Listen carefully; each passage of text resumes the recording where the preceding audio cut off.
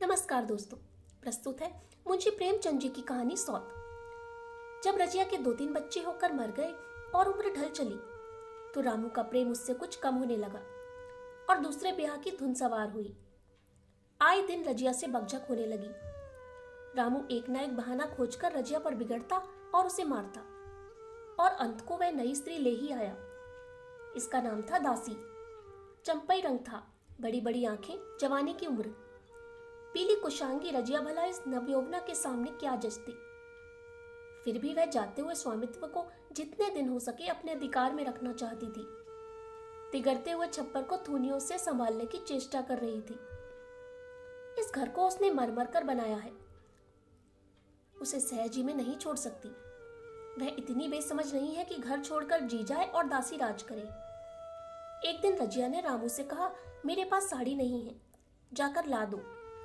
रामू उसके एक दिन पहले दासी के लिए अच्छी सी चुंदरी लाया था। रजिया की मांग सुनकर बोला, मेरे पास अभी रुपया नहीं है। रजिया को साड़ी की उतनी चाह ना थी जितनी रामू और दसिया के आनंद में विघ्न डालने की।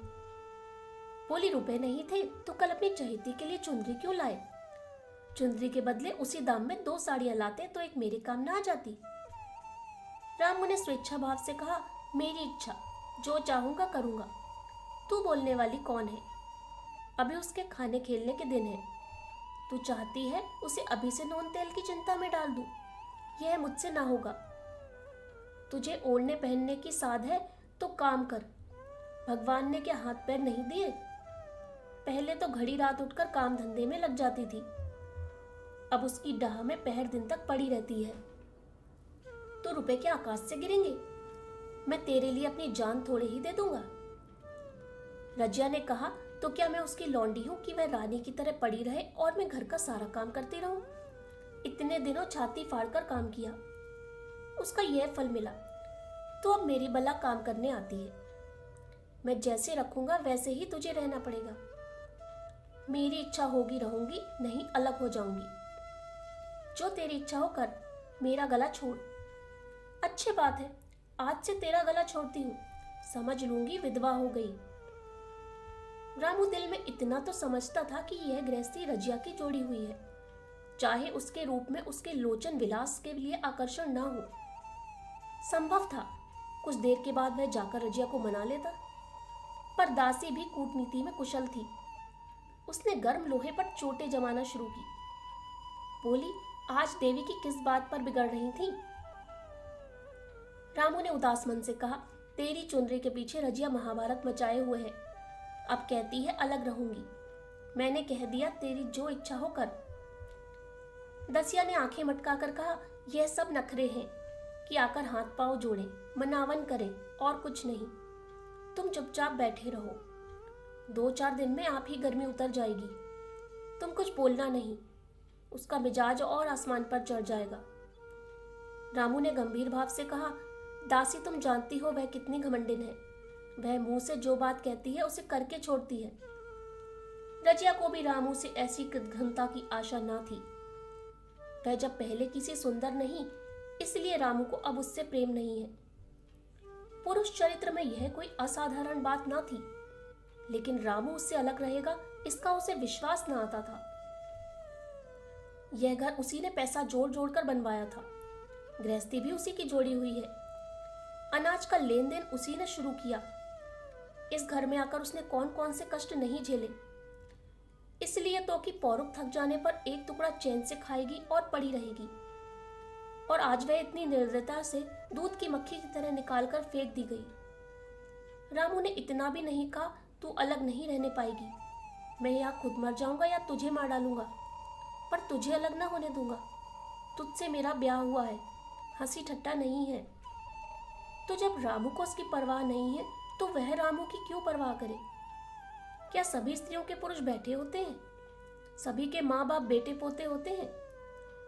आज उसके लड़के जीते होते तो मजाल थी कि यह नई स्त्री लाते और मेरी यह दुर्गति करते। इस निर्दयी को मेरे ऊपर इतनी भी दया ना आई। नारी हृदय की सारी पशवशता इस अत्याचार से विद्रोह करने लगी। वही आग जो मोटी लकड़ी को स्पर्श भी नहीं कर सकती, फूस को जलाकर भस्म कर देती है। दूसरे दिन रजिया एक दूसरे गांव में चली गई। उसने अपने साथ कुछ ना लिया। जो साड़ी उसके देह पर थी वही उसकी सारी संपत्ति थी। विधाता ने उसके बालकों को पहले ही छीन लिया था, आज घर भी छीन लिया। रामू उस समय दासी के साथ बैठा हुआ आमोद विनोद कर रहा था। रजिया को जाते देखकर शायद वह समझ ना सका कि वह चली जा रही है। रजिया ने यही समझा, इस तरह चोरों की भांति वह जाना भी न चाहती थी। वह दासी को, उसके पति को और सारे गांव को दिखा देना चाहती थी कि वह इस घर से धेले की भी चीज नहीं ले जा रही है। गांव वालों की दृष्टि में रामू का अपमान करना ही उसका लक्ष्य था। उसके चुपचाप चले जाने से तो कुछ भी ना होगा। रामू उल्टा सबसे कहेगा, रजिया घर की सारी संपदा उठाकर ले गई। उसने रामू को पुकार कर कहा, संभालो अपना घर, मैं जाती हूं। तुम्हारे घर की कोई भी चीज अपने साथ नहीं ले जाती। रामू एक क्षण के लिए कर्तव्य भ्रष्ट हो गया। क्या कहे, उसकी समझ में नहीं आया। उसे आशा न थी कि वह यूं जाएगी। उसने सोचा था जब वह घर ढोकर ले जाने लगेगी तब वह गांव वालों को दिखाकर उनकी सहानुभूति प्राप्त करेगा। अब क्या करे। दसिया बोली, जाकर गांव में ढिंढोरा पीटाओ, यहाँ किसी का डर नहीं है। तू अपने घर से ले ही क्या आई थी जो कुछ लेकर जाओगी। रजिया ने उसके मुंह ना लगकर रामू से ही कहा, सुनते हो अपनी चहेती की बातें, फिर भी मुंह नहीं खुलता। मैं तो जाती हूं, लेकिन दस्सो रानी तुम भी बहुत दिन राज ना करोगी। ईश्वर के दरबार में अन्याय नहीं फलता। वह बड़े बड़े घमंडियों का घमंड चूर कर देते हैं। दसिया ठट्टा मारकर हंसी, पर रामू ने सिर झुका लिया। रजिया चली गई। रजिया जिस नए गांव से आई थी वह रामू के गांव से ही मिला हुआ था, अतएव यहाँ के लोग उससे परिचित हैं। वह कैसी कुशल गृहिणी है, कैसी मेहनती, कैसी बात की सच्ची, यह यहाँ किसी से छिपा ना था। रजिया को मंजूरी मिलने में कोई बाधा न हुई। जो एक लेकर दो का काम करे उसे काम की क्या कमी।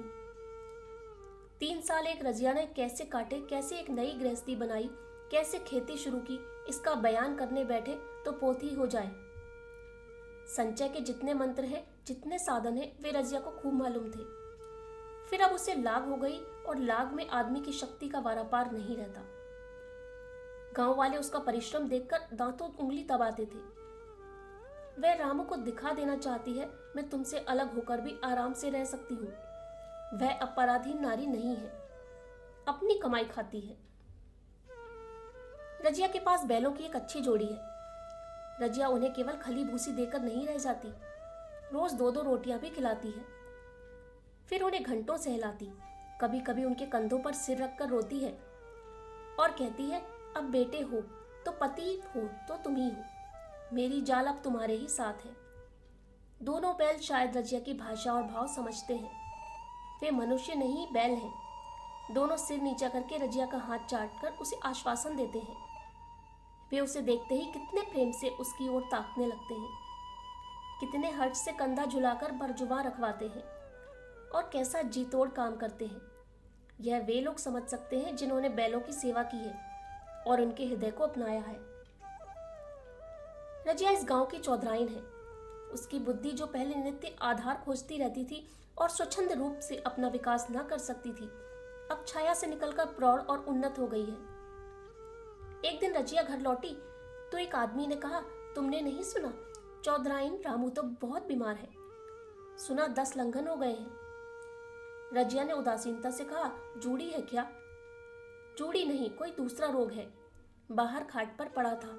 मैंने पूछा कैसा जी है रामू, तो रोने लगा। बुरा हाल है, घर में एक पैसा भी नहीं कि दवा दारू करे।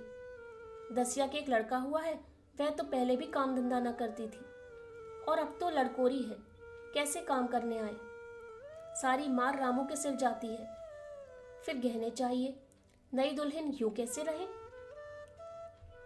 रजिया ने घर में जाते हुए कहा, जो जैसा करेगा आप भोगेगा। लेकिन अंदर उसका जी न लगा।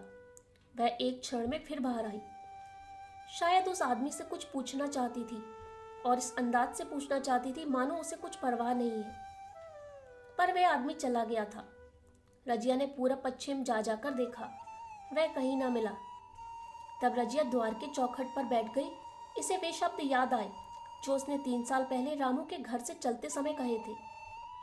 उस वक्त जलन में उसने वह शाप दिया था। अब वह जलन ना थी। समय ने उसे बहुत कुछ शांत कर दिया था। रामू और दासी की हीनावस्था अब ईर्ष्या के योग्य नहीं, दया के योग्य थी। उसने सोचा रामू को 10 लंघन हो गए हैं तो अवश्य ही उसकी दशा अच्छी ना होगी।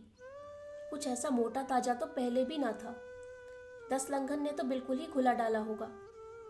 फिर इधर खेती बाड़ी में भी टोटा ही रहा। खाने पीने को भी ठीक ठीक ना मिला होगा।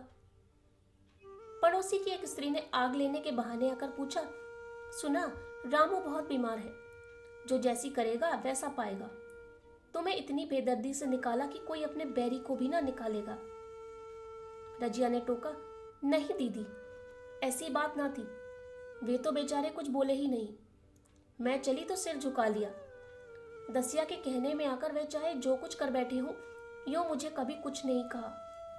किसी की बुराई क्यों करूं? फिर कौन मर्द ऐसा है जो औरतों के बस नहीं हो जाता? दसिया के कारण उनकी यह दशा हुई है। पड़ोसिन ने आग न मांग मुंह फेर कर चली गई। रजिया ने कलसा और रस्सी उठाई और कुएं पर पानी खींचने गई।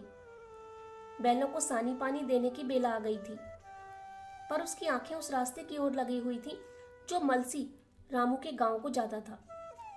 कोई उसे बुलाने अवश्य आ रहा होगा। नहीं, बिना बुलाए वह कैसे जा सकती है? लोग कहेंगे आखिर दौड़ी आई ना। मगर रामू तो अचेत पड़ा होगा। 10 लंघन थोड़े नहीं होते। उसकी देह में था ही क्या? फिर उसे कौन बुलाएगा? दसिया को क्या गरज पड़ी है? कोई दूसरा घर कर लेगी। जवान है, 100 ग्राहक निकल आएंगे। अच्छा, वह आ तो रहा है। हाँ, आ रहा है। कुछ घबराया सा जान पड़ता है। कौन आदमी है? इसे तो कभी मलसी में नहीं देखा। मगर उस वक्त से मलसी कभी गई भी तो नहीं। 2-4 नए आदमी आकर बसे ही होंगे। बटोही चुपचाप कुएं के पास से निकला। रजिया ने कलसा जगत पर रख दिया और उसके पास जाकर बोली, रामू महतो ने भेजा है तुम्हें? अच्छा तो घर, मैं तुम्हारे साथ चलती हूँ। नहीं, अभी मुझे कुछ देर है। बैलों को सानी पानी देना है, दिया बत्ती करनी है। तुम्हें रुपए दे दूं, जाकर दसिया को दे देना। कह देना कोई काम हो तो बुला भेजे। बटोही रामू को क्या जाने, किसी दूसरे गांव का रहने वाला था। पहले तो चकराया, फिर समझ गया। चुपके से रजिया के साथ चला गया और रुपए लेकर लंबा हुआ। चलते चलते रजिया ने पूछा, अब क्या हाल है उनका? बटोही ने अटकल से कहा, अब तो कुछ संभल रहे हैं। दसिया बहुत रो धो तो नहीं रही है। रोती तो नहीं थी। वह क्यों रोएगी, मालूम होगा पीछे। बटोही चला गया तो रजिया ने बैलों को सानी पानी किया, पर मन रामू की ही ओर लगा हुआ था। स्नेह स्मृतियां छोटी छोटी तारिकाओं की भांति मन में उदित होती जा रही थी। एक बार जब वह बीमार पड़ी थी, वह बात याद आई। 10 साल हो गए, वह कैसे रात दिन उसके सिरहाने बैठा रहता था। खाना पीना तक भूल गया था। उसके मन में आया, क्यों न चलकर देख ही आए, कोई क्या कहेगा। किसका मुंह है जो कुछ कहे। चोरी करने नहीं जा रही हूं, उस आदमी के पास जा रही हूं जिसके साथ 15-20 साल ही हूं। दसिया नाक सिकोड़ेगी, मुझे उससे क्या मतलब। रजिया ने किवाड़ बंद किए, घर मजूर को सहेजा और रामू को देखने चली, कांपती झिझकती, क्षमा का दान लिए हुए। रामू को थोड़े ही दिनों में मालूम हो गया था कि उसके घर की आत्मा निकल गई, और वह चाहे कितना जोर करे, कितना ही सर खपाए, उसमें स्फूर्ति नहीं आती। दासी सुंदरी थी, शौकीन थी और फूहड़ थी। जब पहला नशा उतरा तो ठाई ठाई शुरू हुई। खेती की उपज कम होने लगी, और जो होती भी थी वह ऊट पटांग खर्च होती थी। ऋण लेना पड़ता था। इसी चिंता और शोक में उसका स्वास्थ्य बिगड़ने लगा। शुरू में कुछ परवाह ना की, परवाह करके ही क्या करता। घर में पैसे ना थे। अताइयों की चिकित्सा ने बीमारी की जड़ और मजबूत कर दी, और आज 10-12 दिन में उसका दाना पानी छूट गया था। मौत के इंतजार में खाट पर पड़ा कराह रहा था। और अब वह दशा हो गई थी जब हम भविष्य से निश्चिंत होकर अतीत में विश्वास करते हैं, जैसे कोई गाड़ी आगे का रास्ता बंद पाकर पीछे लौटे। रजिया को याद करके वह बार बार रोता और दासी को कोसता, तेरे ही कारण मैंने उसे घर से निकाला। वह क्या गई, लक्ष्मी चली गई। मैं जानता हूं अब भी बुलाऊं तो दौड़ी आएगी, लेकिन बुलाऊं किस मुंह से? एक बार वह आ जाती, उससे अपने अपराध क्षमा करा लेता, फिर मैं खुशी से मरता, और लालसा नहीं है। सहसा रजिया ने आकर उसके माथे पर हाथ रखते हुए पूछा, कैसा जी है तुम्हारा? मुझे तो आज हाल मिला। रामू ने सजल नेत्रों से उसे देखा, पर कुछ कह ना सका। दोनों हाथ जोड़कर उसे प्रणाम किया, पर हाथ जुड़े ही रह गए और आंख उलट गई। लाश घर में पड़ी थी। रजिया रोती थी, दसिया चिंतित थी। घर में रुपए का नाम नहीं। लकड़ी तो चाहिए ही, उठाने वाले भी जलपान करेंगे ही। कफन के बगैर लाश उठेगी कैसे? 10 से कम का खर्च ना था यहाँ। घर में 10 पैसे भी नहीं। डर रही थी कि आज गहन आफत आई। ऐसी कीमती भारी गहने ही कौन थे? किसान की बिसात ही क्या 2-3 नग बेचने से 10 मिल जाएंगे?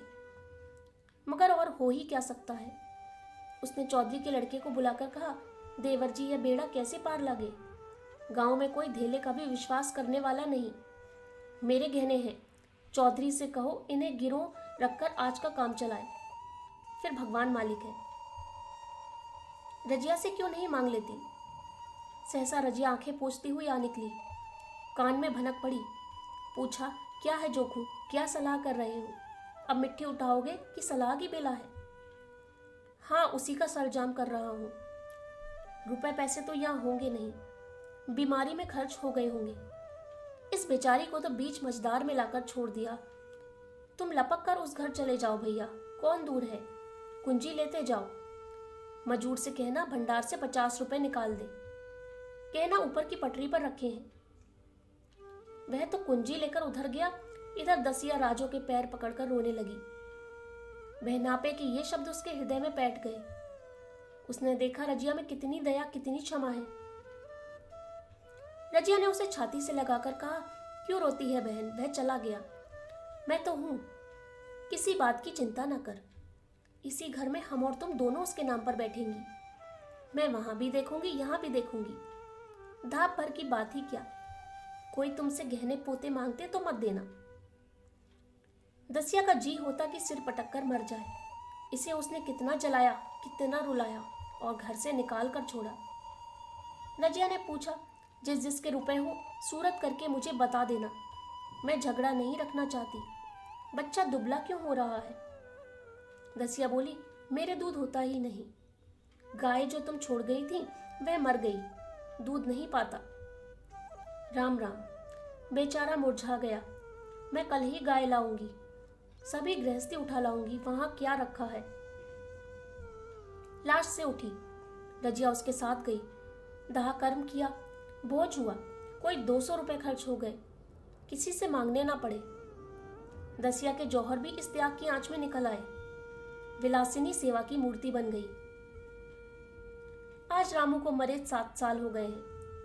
रजिया घर संभाले हुए है। दसिया को वह सौत नहीं, बेटी समझती है। पहले उसे पहनाकर तब आप पहनती है, उसे खिलाकर आप खाती है। जोखू पढ़ने जाता है। उसकी सगाई की बातचीत पक्की हो गई। इस जाति में बचपन में ही ब्याह हो जाता है।